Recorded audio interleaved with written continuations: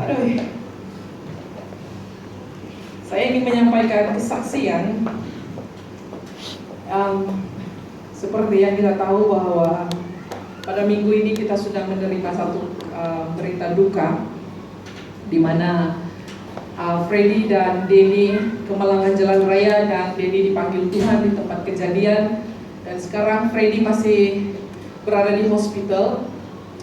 Dan apa yang saya ingin sampaikan kepada kita semua pada hari ini, pengalaman saya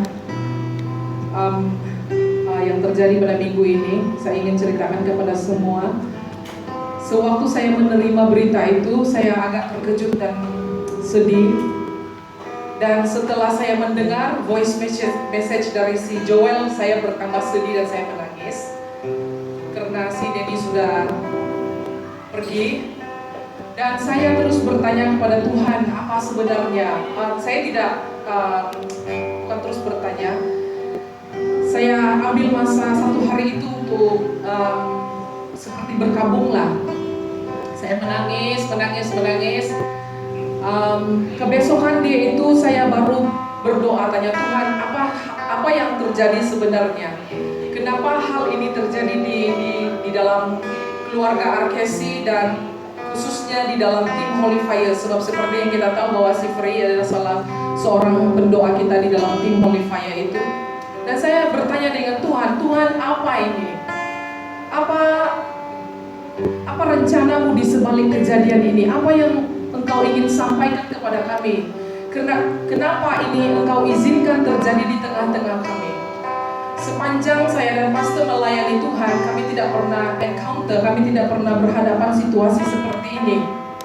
Saya tidak tahu si pastor lah, mungkin si pastor ada pengalaman jemaat yang dipanggil Tuhan. Tapi si Freddy adalah lebih daripada jemaat ya. Terima kasih Feby karena memahami peluku yang mengalir-ngalir ini. Dan saya bertanya dengan Tuhan, apa message yang Kau ingin sampaikan Tuhan kepada kami? Dan sewaktu saya bertanya itu dengan Tuhan, dan Tuhan menjawab saya, memang agak sakit untuk diterima. Sekalipun saya minta Tuhan supaya Denny dikembalikan, itu adalah perkara yang sangat mustahil untuk Tuhan kerjakan. Sebab rencana Tuhan itu bukan untuk diragui atau bukan untuk didebat ya. Rencana Tuhan itu kita hanya harus ikut apa yang Dia sudah tetapkan. Dan Tuhan menyatakan secara terperinci kepada saya kenapa kejadian itu terjadi. Dan selepas itu saya bersyukur dan berterima kasih untuk Brother Joel, karena di dalam kejadian ini dia paling banyak berusaha. Sisi David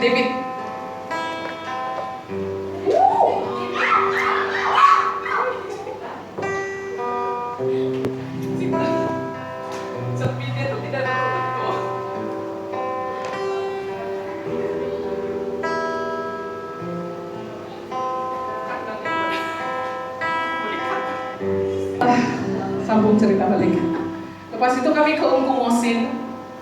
Setelah Joel menguruskan jenazah Denny dengan baik dan pengurusan sangat lancar waktu itu, saya bersyukur karena kita sudah menubuhkan tabung kebajikan. Rupa-rupanya tabung itu betul-betul memberi manfaat kepada jemaat kita sendiri, dan tabung itu habis dikeluarkan, tidak ada uang lagi di dalam tabung itu. Jadi selepas ini ringan-ringankanlah tangan untuk menderma di dalam tabung itu. Sebab ia sangat-sangat membantu jemaat kita yang berada di dalam kesusahan.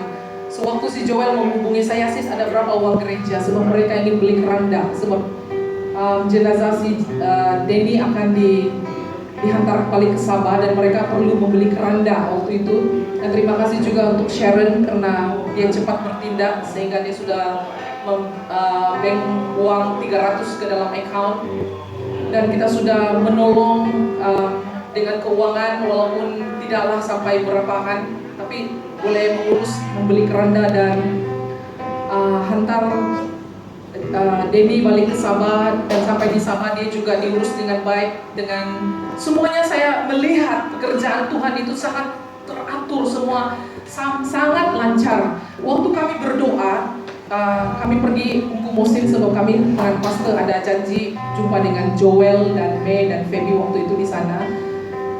Tengah hari itu sebelum saya pergi ke Ungku Mosin, waktu saya tukar ganti baju saya untuk mau keluar, firman Tuhan terngiang-ngiang di telinga saya waktu itu. Apa yang tidak kelihatan, apa yang kelihatan itu hanya sementara, tetapi apa yang tidak kelihatan itu adalah yang kekal. Saya tanya dengan Tuhan waktu itu, saya cakap dengan Tuhan, apa ini Tuhan? Kenapa Engkau keluarkan kembali ayat ini kepada saya? Kenapa Engkau peringatkan kembali kepada saya ayat ini? Ayat ini saya sudah tahu, kenapa diperingatkan kembali? Tuhan katakan, sekali lagi aku ingin memperingatkan kepadamu tentang ayat ini. Saya sebenarnya waktu Tuhan menyatakan ayat itu dengan saya di bilik, saya tidak tahu apa maksud Tuhan. Sedangkan saya sungguh-sungguh dan saya memang tahu ayat itu. Apa yang kita boleh nampak sekarang ini dengan mata kasar kita ini semua tidak kekal ya, tidak kekal. Tetapi apa yang kamu tidak boleh lihat, itulah yang kekal sebenarnya. Dan Rasul Paulus mengatakan, kami tidak mengerjakan apa yang kelihatan, kami mengerjakan apa yang tidak kelihatan. Karena yang tidak kelihatan itu adalah yang kekal. Apa maksud Rasul Paulus di sana? Bahwa dia mengerjakan sesuatu yang mendatangkan kebaikan buat roh dia. Di akhir hidup dia nanti, apa yang dia perolehi. Jadi sewaktu kami pergi ke Ungku Mosin, kami berdoa setelah kami makan dan tutup semua kedai sudah tutup. Kami pergi ke rumah Joel, kami berdoa di sana. Waktu kami berdoa, Tuhan, oke, apa yang saya ingin sampaikan di sini mungkin kamu tidak akan, kalau diproses dengan pikiran manusia itu seperti tidak masuk akal dan tidak ada tercatat di dalam Alkitab apa yang kami terjadi di tengah-tengah kami waktu itu. Dan mungkin ada orang yang beranggapan bahwa apa yang kami lakukan waktu itu adalah ajaran sesat karena dia tidak ada di dalam firman Tuhan. Tetapi Tuhan sudah memperingatkan saya sebelum saya jalan. Sebelum kami jalan, Tuhan memperingatkan ayat itu. Saya tidak tahu kenapa. Sampai di sana kami berdoa, Tuhan menampakkan roh si Denny dengan si Freddy dengan kami kepada Feby waktu itu. Dan si Freddy, roh dia masih diinjak oleh penghulu neraka. Dan si Freddy diikat. Dan kami berdoa sekali lagi. Feby katakan kita harus bebaskan Denny. Dan kami masuk lagi satu kali dan dia membebaskan si Rosi Denny. Dan waktu itu dia bebaskan Rosi Denny dari injakan penghulu itu. Dan dia datang jumpa kami.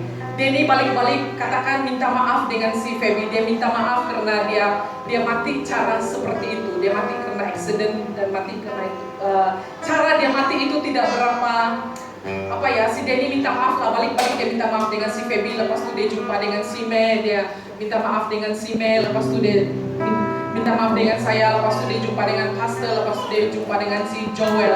Dia minta maaf dengan kami semua. Dan selepas itu sesudah dia minta maaf dengan kami semua. Dan saya ingat kata-kata Tuhan dengan saya yang sebelum dia itu, waktu saya tanya Tuhan kenapa hal ini terjadi, Tuhan saya bilang kotakan janjimu bahwa Denny pulang ke surga. Jangan biar dia begini atau jangan biar dia masuk ke dalam neraka. Saya tidak mau itu hal terjadi kepada Denny. Sebab engkau yang mengizinkan perkara ini terjadi dalam hidupnya, dalam hidup Freddy, engkau harus membawa dia ke surga. Itu saya doakan dengan Tuhan waktu itu. Dan tidak lama selepas itu si Feby nampak ada dua jalan. Feby nampak ada dua jalan. Dan setelah selesai sudah diminta maaf, dia nampak dua jalan, ada dua pintu. Selama kita berperang di sini, Feby tidak pernah nampak malaikat berwarna hitam. Tapi kali itu dia nampak malaikat berwarna hitam di satu pintu.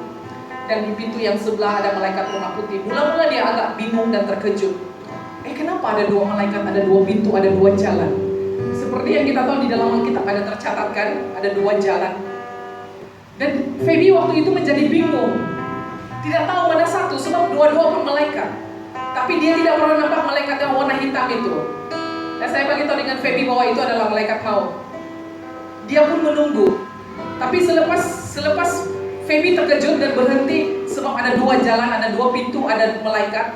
Pintu yang satu itu dia terbuka dan keluar malaikat di sana yang berwarna putih, dan ada tangga menuju ke atas pintu yang sebelah itu yang ada malaikat putih itu.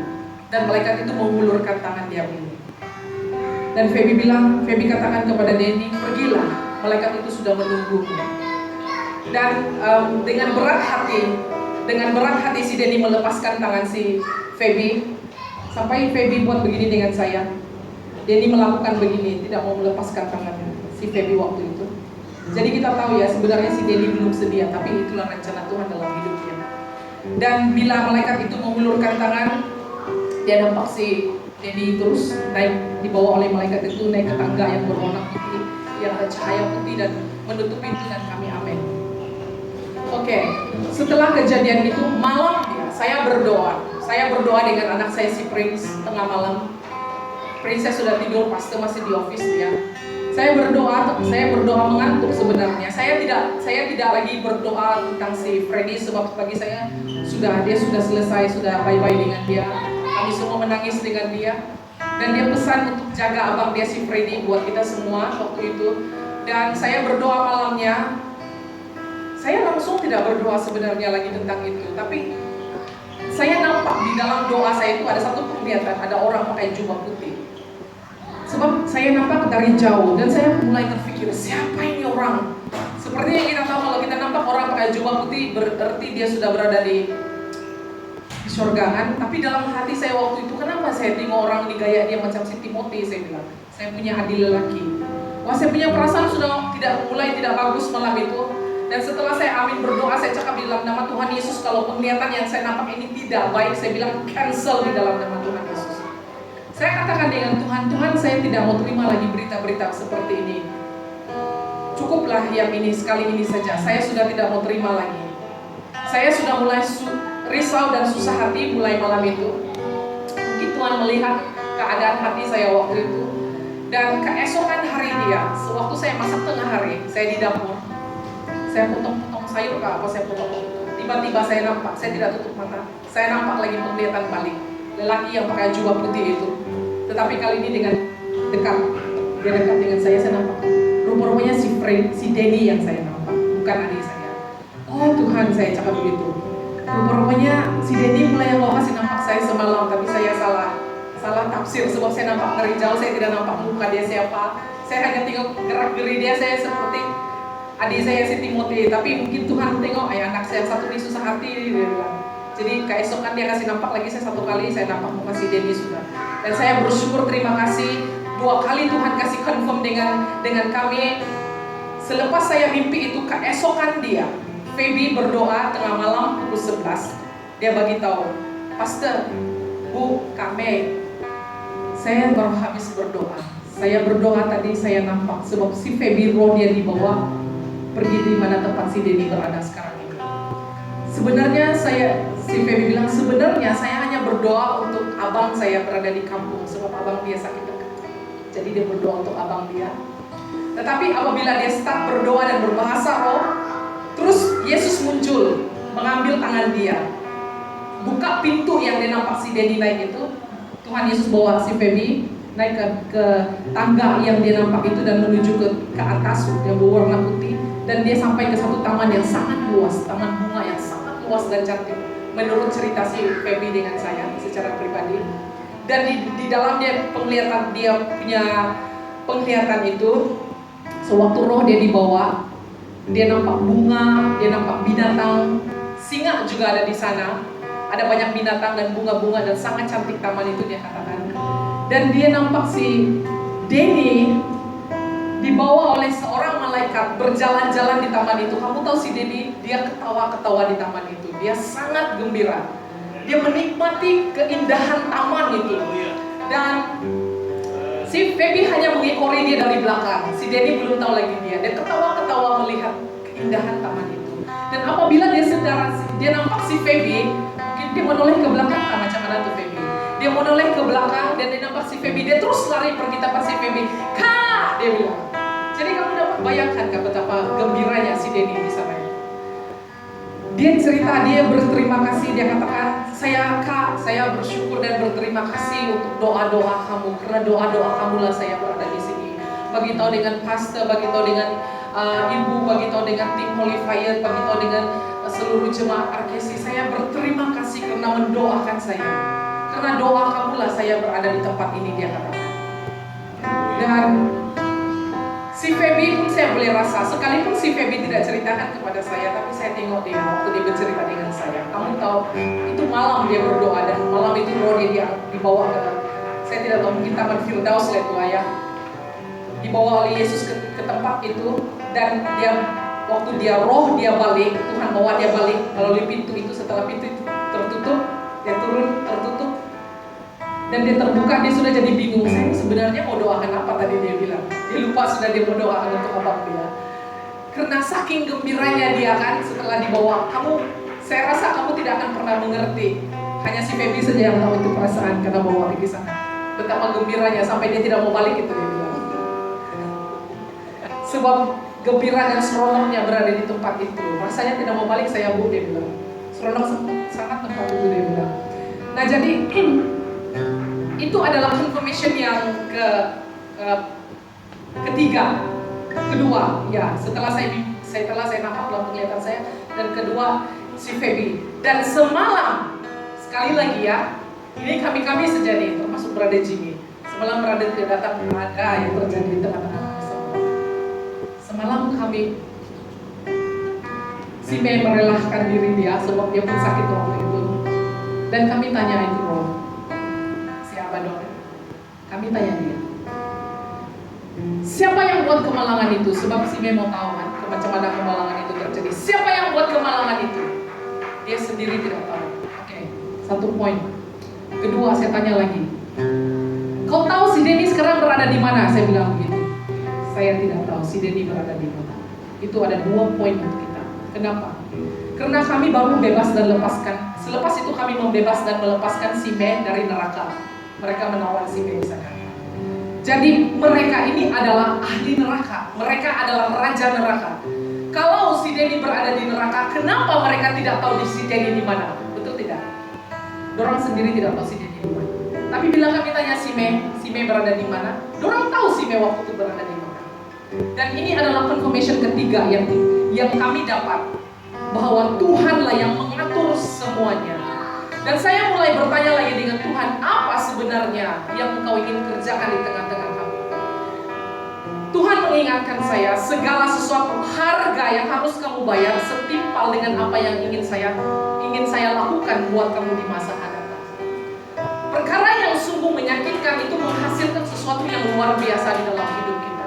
Kamu tahu waktu Yesus mati itu, apa hasil dia menyelamatkan seluruh umat manusia tanpa penebusan kedua, ketiga, dan keempat. Sesuatu yang mahal yang kita harus bayar itu ada imbalan yang sangat besar menanti di hadapan kita. Sekalipun jumlah kita hanya sebegini waktu ini, tapi kamu tahu Tuhan janjikan ada perkara yang besar di depan kamu yang kamu harus tunggu, yang saya ingin kerjakan di tengah-tengah kamu. Yang sekarang kamu tidak mengerti, yang sekarang kamu tidak paham, tetapi kamu sudah membayar harga yang sangat mahal. Dan secara manusia, kita memang tidak boleh menerima apa yang terjadi di tengah-tengah kita. Tetapi ada sesuatu yang dahsyat dan luar biasa yang ingin Tuhan kerjakan di tengah-tengah kita. Tidak ada cara lain, hanya dengan cara itu. Kita harus membayar harganya dan kita sudah membayar harganya. Saya harap kita semua akan terus kuat, dan karena si Denny pesan, tolong abang saya. Dan kita harus kuat. Ada satu orang lagi yang harus kita tolong, si Freddy.